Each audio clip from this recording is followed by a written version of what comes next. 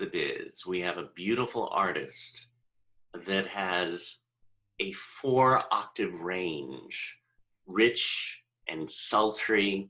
She's an opera star turned into a jazz star. Miss Rose Kingsley. Hi everybody. Hello. Great to be here. All the students are missing you. Oh, I miss them too. I had such fun. It was about a year ago. I did a master class, or a year and a half ago, or Yeah, I think it's a year and a half now. right. Oh, that was such a great day. Yeah, Just had a great time with them. I loved it, and I loved how you taught about music, about opera, about jazz, and then you let them sing and Yes. worked with everybody. Oh, that was a real hoot. And what was so interesting to me is that I never really worked with somebody with a disability. Mm-hmm. And I really didn't know what to expect. And then tell this to everyone that I talk to, and I tell them my experience. But they were so sharp, so on to exactly what the corrections I made to them vocally, and they did it. And that was so exciting for me to see how quick they pick up. Well, it's amazing in the sense that we have Emmy winners. We have artists that travel around playing Bach and Chopin and on the piano and sing and dance. So it's a wonderful group. I call it family. Oh, they're wonderful. They really are. They really are. And I loved your blind pianist. Rex Lewis Clark. Yes. Yes. Oh, he's so amazing. And it was funny because I knew he played the piano, and then he started with O Sole Mio. Oh my gosh, that voice that came out. Oh, right. Patrick. Yes. Sorry. Right. I think he was on 60 Minutes many years ago. Rex was playing the piano. He was on 60 Minutes, and then Patrick sings with him. They have Rex and Friends, and they perform all the time, all around. But I think Rex sang O Sole Mio that day. He played it and sang, and it was a beautiful voice. Yeah. Rex is amazing, and a lot of people. Patrick's wonderful. So. Oh, I know. Now, what about you? What about you? When did you first want to sing? When did you know it's like I'm a singer? Well, my mom told me when I was like 2.5 years old, I would dance around the living room and sing. Totally. And 3 years old, she said, well, would you like to go to dancing school? And I said, yes, I want to go to dancing school. So she took me, and the first day, the teacher asked me to do something, and I couldn't do it. And so I got insulted, being the artist I am. It started at a young age. And I sat and cried, and she took me back 4 or 5 times. I wouldn't dance. I sat and cried. She goes, well, I guess you don't want to be a dancer or a singer. And I said, no. About 1.5 years later, I had a parakeet. His name was Pretty Boy. Oh. And I loved him. And I woke up one morning, and my mother told me Pretty Boy went to heaven. So she said, what would you like, another bird or a toy? And I said, no, I want to go to dancing school. She said, but I took you. And I said, yeah, but I want to go again. And that was it. I waited every Saturday morning with bated breath for my dancing school class. And by the time I was 7, my dance teacher told my mother, she's going to be a ballerina. She's got the makings for being the way she carries herself, her grace, her carriage, her posture, the way she's built. And that was it. It was my dance. And then, of course, I started to incorporate my singing. And when I was 12, I started voice lessons. And I originally started to sing Broadway. And I wanted to do Broadway. And at the time, Funny Girl was on Broadway. And, of course, Barbara became my idol. Yeah. And so then, of course, I got a contract with American Ballet Theater and dance with ABT. Yeah. And I danced with the Royal Ballet for a bit. I'm still a member of the Royal Academy of Dancing. Oh, I love it. Quite an honor. And when I taught dance, I continued the Royal Academy of Dancing method of teaching good ballet to, it's an international school. Because sometimes there's such bad ballet taught, and you really need a watchdog. And the RAD, the Royal Academy of Dancing, is a watchdog because they come and test your children every year and see if you're teaching them correctly. So that was wonderful. So then I got to the Metropolitan Opera in the Corps de Ballet, and that's another long story. And there I was on stage with greats, Renata Tebaldi. I stepped on Maria Callas's foot one day. Oh no! Yeah, I did. And Birgit Nielsen, she stepped on my foot. And there I was on stage with these amazing voices. And I felt my soul there. And I said, okay, I know what I want to do now. My second venture. And that's how that all started. And I applied to Juilliard. And I was trying to go. One second. You froze there. You froze there. You applied to Juilliard. Because yes, my father wanted me to have a degree. So at the time, Juilliard had just moved to Lincoln Center. So I applied and I was accepted as a voice student. And then one of the conductors at the Metropolitan Opera, of course, knew me, and he said, what are you going to do? I know you're a ballerina. I said, well, I'm going to go to Juilliard and major in voice. And I had been studying privately, and he said, well, I'd like to hear you sing. And I said, okay. So he took me into his studio and he said, just what I thought, you have an amazing voice. And he sat down and he said something back then, that a school is only as good as its teachers. Yeah. And at the time, there were five voice teachers there. And he said, I'm going to say something, and I hope you listen to me. He said, but I'm not thrilled with the voice teachers over at Juilliard. He said, how would you like if you got your vocal training here at the Met? And I said, okay. So he said, I'll take you on as a student, and you'll get your training here. And if you want to go to Juilliard, you can go as a special student, which I wound up doing, and got my voice, my languages and my musicology over there. But my voice training came from Adriana Petronio and Gildo D'Annunzio, who were both conductors at the Metropolitan Opera. Wow. So that's, I came, there I was, working with these great conductors who would work with Tebaldi and Callas. And so it was really very, very special to me. Oh, wow. Yeah, that's how that happened. I mean, to study at the Met. Yeah, they gave me. And then when I guess I graduated from Juilliard, and then I had an opportunity to sing with the Florida Grand Opera. And we moved to Florida, and then I sang with the Houston Grand Opera. And 10 years later, I thought it was time to go back and audition as a major artist at the Met, because I had now gathered all my experience, being on an opera stage, not just dancing, but singing with the Florida Grand Opera. I did the Magic Flute, I did the Merry Widow.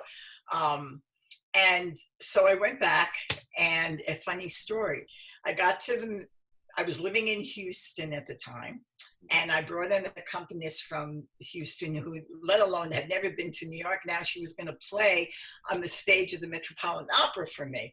And she was more nervous than I was. Yeah. And I said, okay.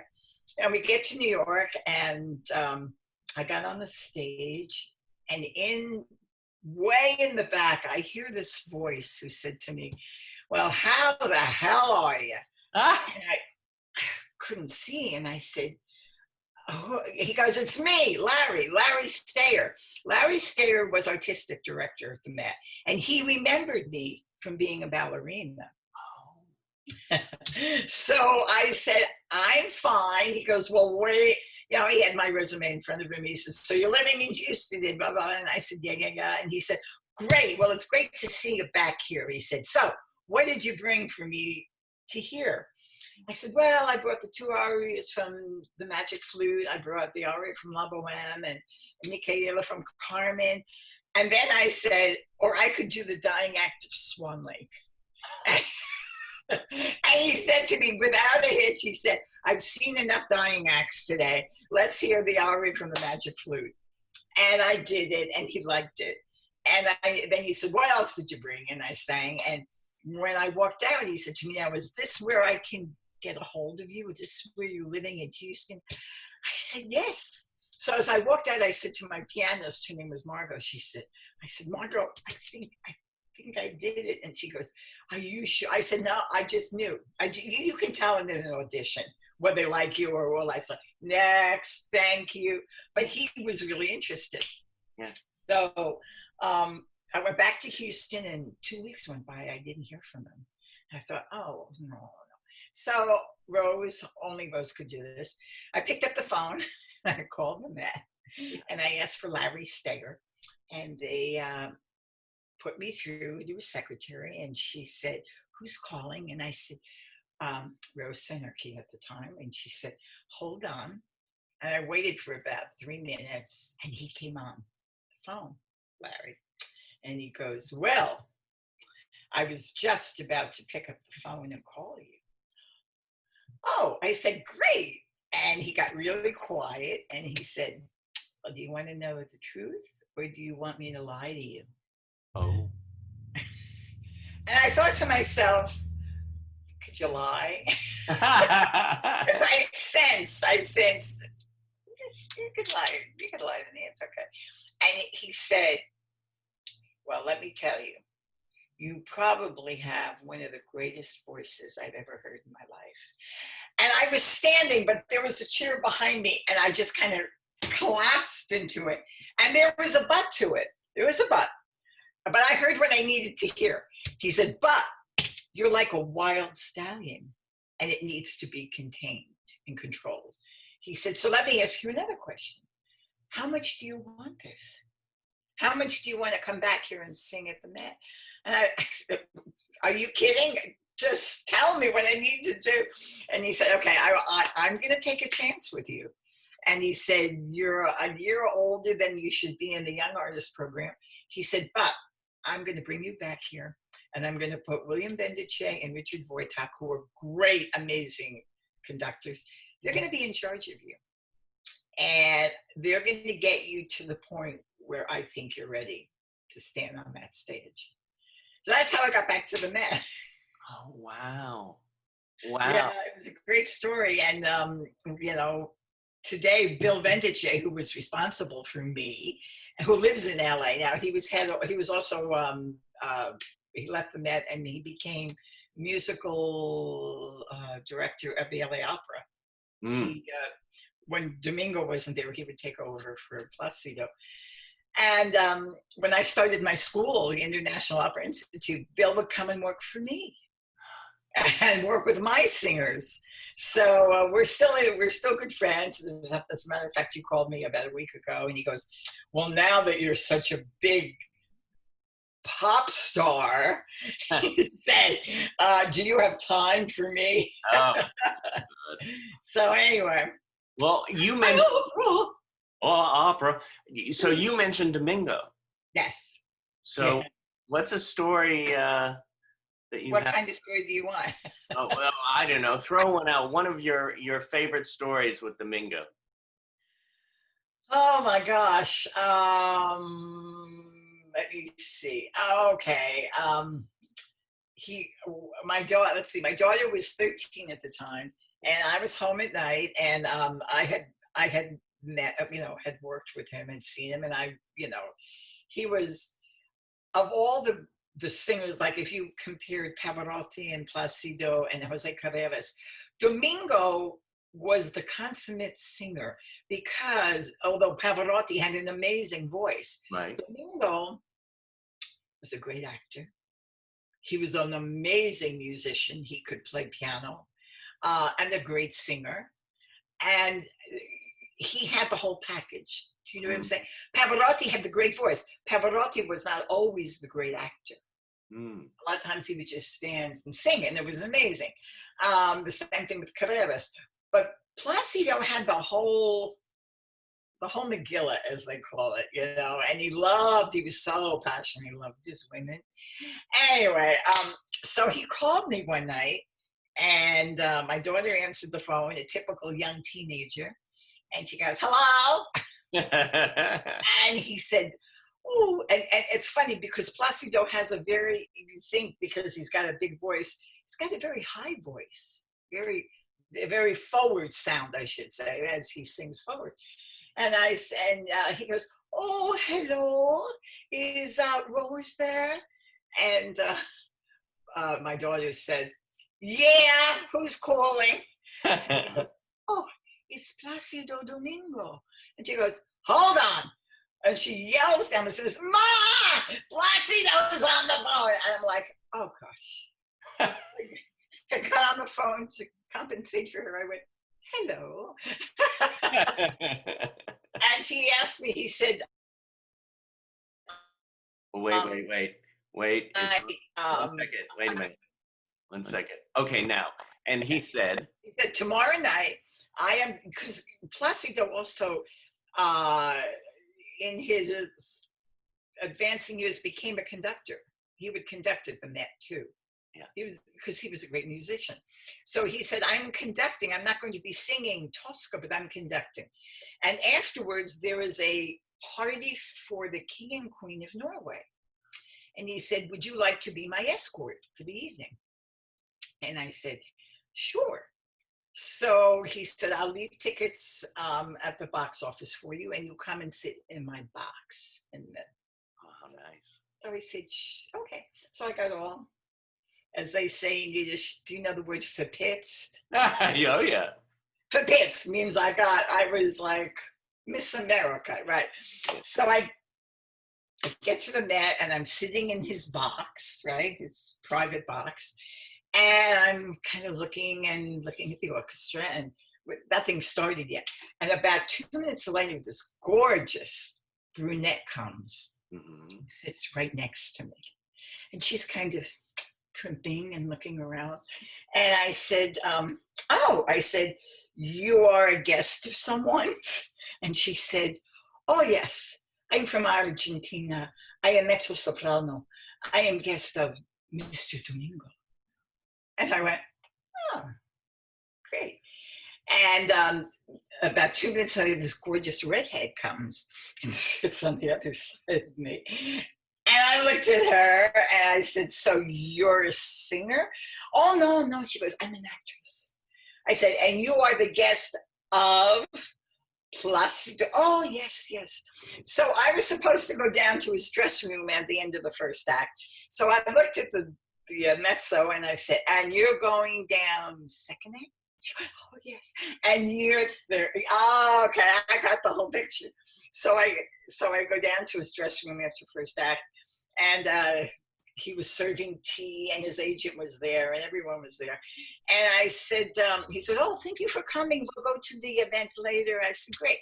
I said, "So, who are your other friends?" I said, "Are they dessert?"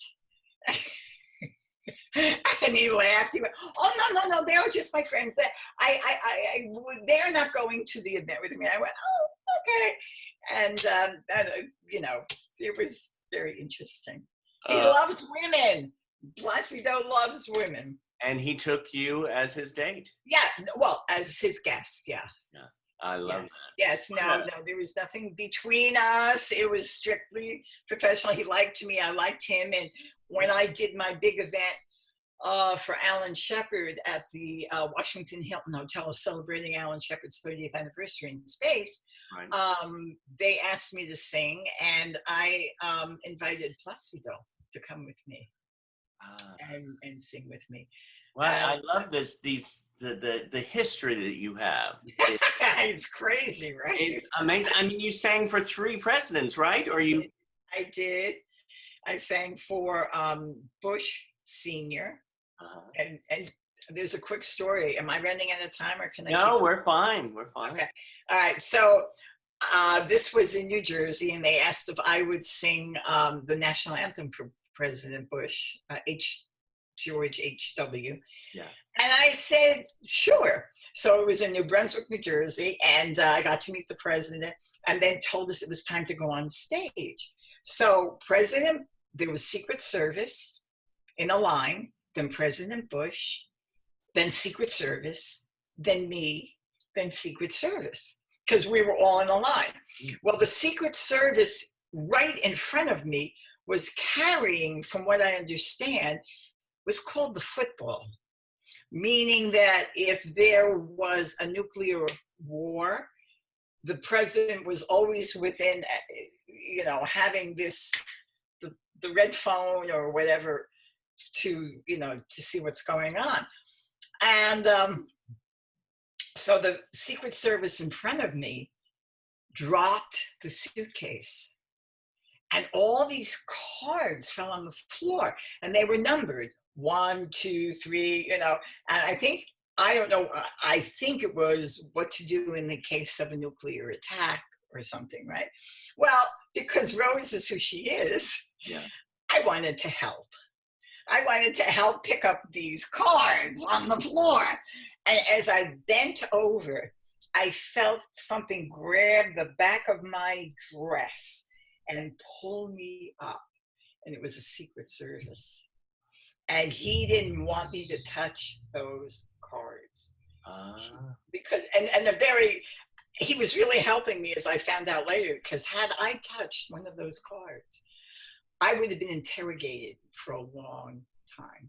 Oh my. So I felt this pull me up, and then the Secret Service in front of me was putting all the cards and throwing them in. And of course I was a smart ass, and I tapped him on the shoulder. I said, "They're not in order." Oh, and no. He didn't laugh. He didn't laugh.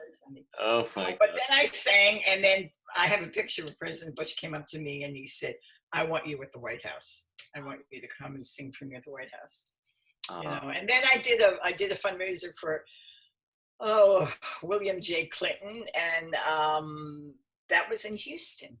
I raised him that night. We raised $1.2 million. Oh, how wonderful.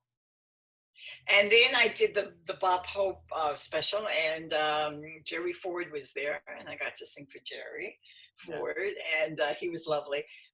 Big man, very, very tall. He's like 6'4". Right.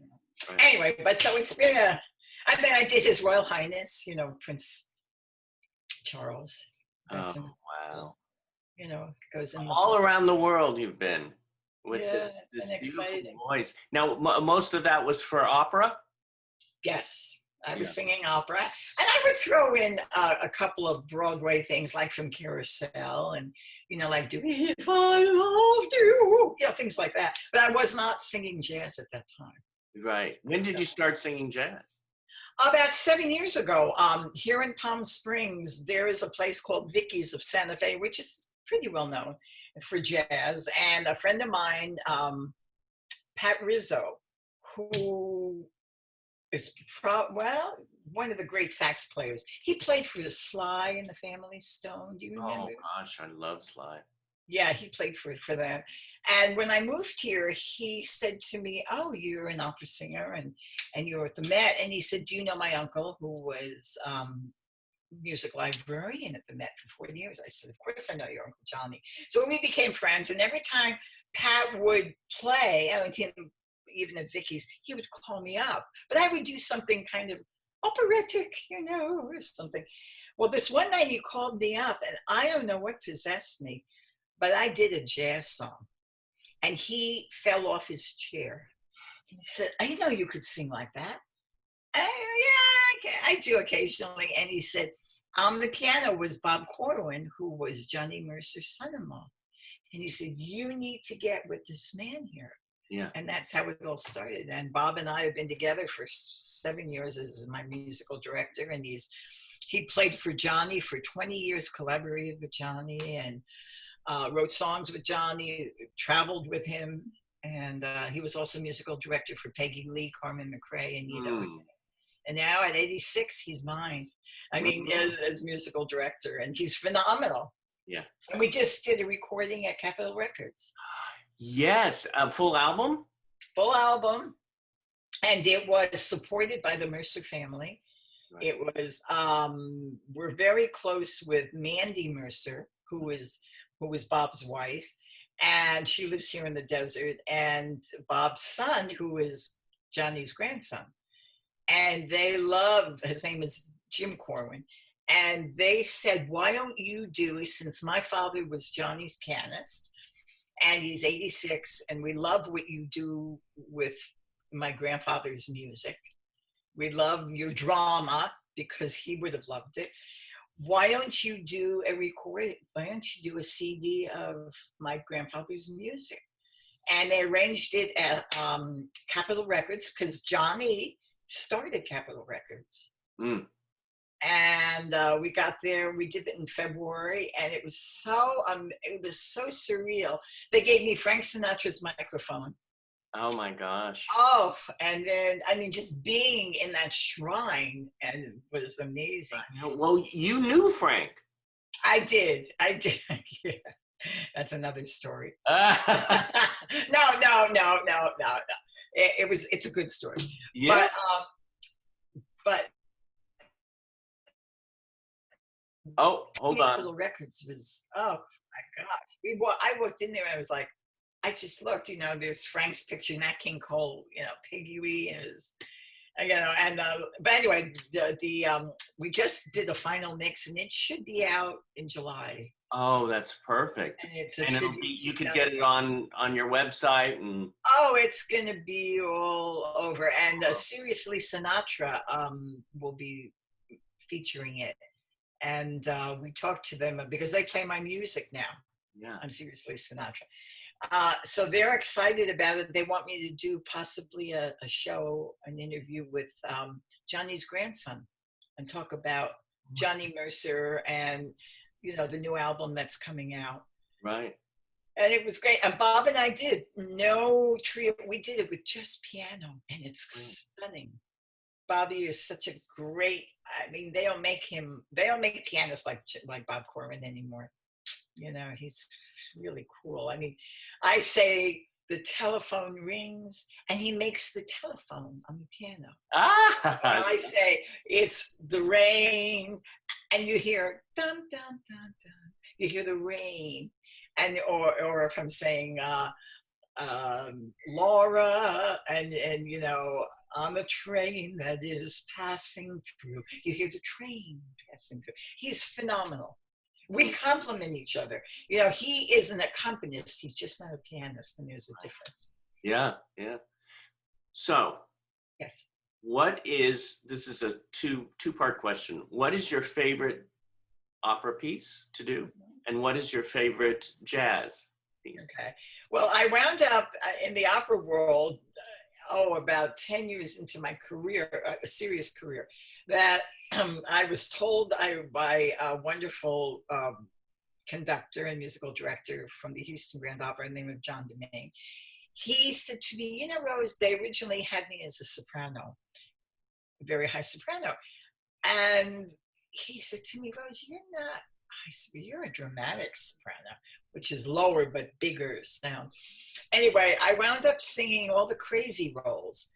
Like my signature was Salome by Richard Strauss. Yeah, I know. Insanity. If you like, insanity, incest, blood, guts, that's the opera for you. It's not going to be a Disney remake anytime soon, but that's my role. And I just love it. It's a story of John the Baptist who gets his head on a platter, and I do it to him. And then I've sung Wagner and Electra, Strauss, Wagner. Have I sung Puccini? Yes. Do I love Puccini? Yes. He tears your heart out. Oh, gosh, he can do that. But my favorite, yes, is probably Salome. That's my signature role. I have a lot of stories about that too. Jazz, well, I love singing the blues, and I don't know where that came from. Mm. I just settled right into that. And one of the songs, of course, was Johnny's Blues in the Night.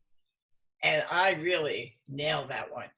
And I don't know how a Jewish opera singer got to be a blues singer. I really don't, because I love the blues. I just, Yeah. wow, I just feel it. Yeah. And I tell you, and that's one of the most important things is to feel it. Oh, I do. I do. I just, and then, I got a great compliment from the engineer at Capitol Records, because a lot of the 12 songs we did one take. And I'd say, can we do another take? And the engineer, honey, that was fabulous. I don't think you need a take, And we had Johnny's family there, his grandson, and I'd look out at Jim and he'd say, looks good to me. I don't know, okay. But yeah, I mean, the Mercer, I put emotion. I think, what a lot of jazz, and it's just coming to me now. A lot of jazz singers don't know what to make of my voice, because I sing with a full sound. That's my opera training. Mm-hmm. So I sing with, it's a typical full versus being a sound. Yeah. And I'm dramatic. So I recently sang for someone who's a musician, and he said, Rose, you really have a unique sound, because it's full like an opera singer, and you're dramatic, and you dramatize each word. And he said, I can see where other singers who are doing jazz and may not quite get you for that, Yeah. And it made me realize, I said, you know what? You may be right, But it's, I have a big sound, and it's even when Bob says, he goes, wow, you've got a big sound. And I said, yeah, I know. But that's the opera training. And that's you. It comes through. It's your special mix. Like he said, unique. Yeah, I am unique. Being unique. Question. What is one of your most cherished moments? Oh my gosh. Oh. Gee, there's so many. I don't know. Well, you mean musically or in life? In life. Well, I had an idol when I was a little girl. Yeah. Because the other part of me, what you don't know about me, is that I also had a tremendous interest in space when I was 7, 8 years old. I had a neighbor who we were friends, and he was interested in space. And I became very interested in space. And what you don't know, I don't think you know it, I have a new show called The Diva and the Astronaut. Oh. And it's my memoirs. And we did it right before the virus hit to a full audience in a performing arts center here. And people went crazy over it, because it's the story of my life. But people didn't know that, I guess by the time I was 13, 14, I had to make a decision whether I wanted to be an astrophysicist or go in the music field. Wow. I mean, that's how serious I was. When the original 7 Mercury astronauts were introduced to the world, I became intrigued, and I became intrigued with one specific one. His name was Alan Shepard. And I didn't know why. I just didn't. But anyway, I wound up entering science fairs. I built the Mercury space capsule. I built, and I won first prize. And then I went on to build the Mercury Control Center at the Cape, won first prize.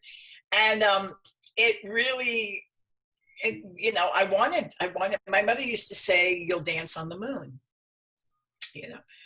But, because my music went out. And I carried a torch from my idol, Alan Shepard, for 25 years. I never met him, and then we moved to Houston, and that's part of the musical drama that I'm doing. I met him, and it was like meeting. I carried my idol, and yes, of course, I met presidents, and that's that's another feeling. But when you meet an idol and your idol turns out to be everything and more, that's very exciting. It really is. And then, of course, then we wound up with a 14-year relationship. Oh, you didn't know that? Yeah. No, I don't know how Oh, yes. And then I was asked when we lived in Houston, they were picking civilians to fly in the shuttle. And I was approached by a friend of mine who was a flight surgeon, and he said, how would you like to be the first artist to fly in the shuttle? And I looked at him and I said, are you kidding me? And he said, no, we were picking senators, of course, teacher, Krista McAuliffe. And I wound up coming over to NASA because we lived near NASA when I wasn't singing. And I started training with the astronauts. And I trained in the shuttle. Oh my God. Yeah, I did. And you got all of this, your wants all are coming true. I really was excited about that. And then, of course, the Challenger happened, the Challenger incident. And then all civilians were, cut from. But I did get to be at NASA, and I got to be in the shuttle simulator, which was exciting. And I'm thinking, my gosh, this might really happen. But it didn't. But I came that close. Well, the way that you told that story is amazing. The what? I'm sorry? The way you told that story is amazing. Oh. The beautiful, I mean, it really, I come back to the word that my dear friend Angela Rockwood says, manifestation. And you really seem to be a manifester. I don't even know how that happens, but it does. And not only that, but who knew the feelings that I had for Alan Shepard that I carried for 25 years. He had for me. And we had, that's part of I should send you the video of the show. I can't wait to see it. You would love it. And everyone who saw it, the reviewers were like, they walked out of the theater. It was supposed to have been, and the script was written by Dr. James Hansen, who wrote the book First Man, and who produced the movie First Man with Damien Chazelle. And so he's a good friend of mine, and he came to Palm Springs and he wrote the script for me about my life and how my music and the diva and the astronaut and how everything just went like this. And my relationship with Alan Shepard. And part of the reason I came to California was because after 14 years, he had asked me to marry him. And the interesting part is that when we did meet, we were both married. And it was okay with both our spouses, they knew. How's that? So that's why you have to see that. Well, listen, to find out why. This is we're gonna all of Performing Arts Studio West has got to we're gonna find out when it once we get out of quarantine land. Yeah. And you're performing the show. Oh, you would. Well, everybody know. When we rehearsed it, the show went an hour and 40 minutes. Mm-hmm. Well, the night I did it, it went 2 hours and 10 minutes without an intermission. And of course, I tell stories about, I know what happened on the moon with Alan Shepard, a lot of stuff that people don't know. And I started to embellish. And Norm, of course, is going, oh my gosh, she's going over it. Not one person moved. And at the end, everybody was in tears. They were all crying because the end is just takes your breath away. So that, and when I finished, there wasn't applause, there was like silence. And then people were, tears were coming down their face. So, I mean, it's an amazing play. It's a play music because I sing. I do a lot of songs that represent different parts of my life. I do opera. I do an opera and aria. I do. I start out with a picture of Alan, and it's video. There's a video and I sing Johnny Mercer's "I Remember You." Yeah, it's really cool. I remember you. On my CD. You're the one. You're the one that made my dreams come true. A few kisses ago. Yeah. Cool song. Cool song. Anyway, so it's been a crazy life, and yeah, it's not over yet. Of course. There's a lot of stuff to do here. And I have a new Judy show coming out. Oh. Judy Garland, yeah. Wow. You just don't stop. You're constantly working, and it shows how much you enjoy it. Oh no, if I would die and wither and die without it, But anyway, Judy, I wound up singing her songs, the trolley song. We do Rock 'em by your baby, Swanee, You Made Me Love You, Me and My Gal. Yeah. And Bob said to me, he said, Rose, I've been with you 7 years and you sing the Mercer so great. He said, but something about Judy's songs beat you like a glove. I'm having a great time with it. Yeah, I really am. So, and I think I sent you Over the Rainbow. Yes. Yeah, and that was so. So we do that July 26th. Thank goodness, Vegas is opening, and we're doing this in Summerlin in a wonderful a supper club, and it's very safe because they're doing like half. But they asked if I would come and do something, and I said I got to get out and entertain. I mean, I need an audience. Yeah. Well, you sure have an audience here that loves you, and we can't wait for you to come back to Performing Arts Studio West. And I know, I want to see those wonderful, wonderful, talented artists, and they all are, Well, send my love to your honey. Yes, and I want to go over and hug you. I know, virtual hug. Oh, huggy, and come out and see us. I'd love that. Well, very, very soon, hopefully. Very soon. Okay. Thank you. All right. We love you.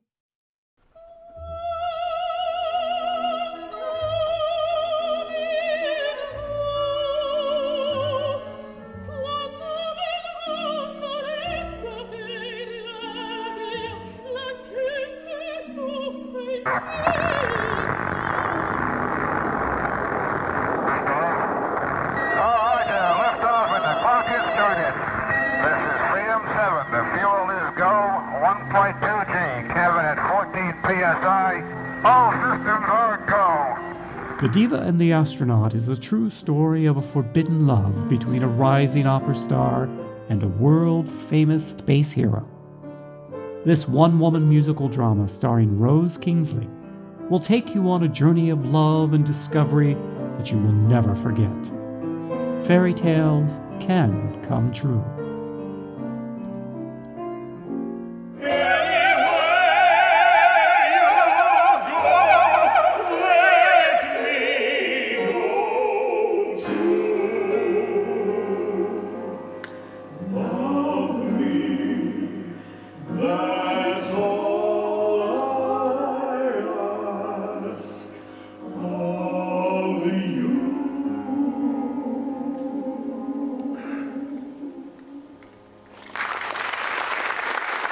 You.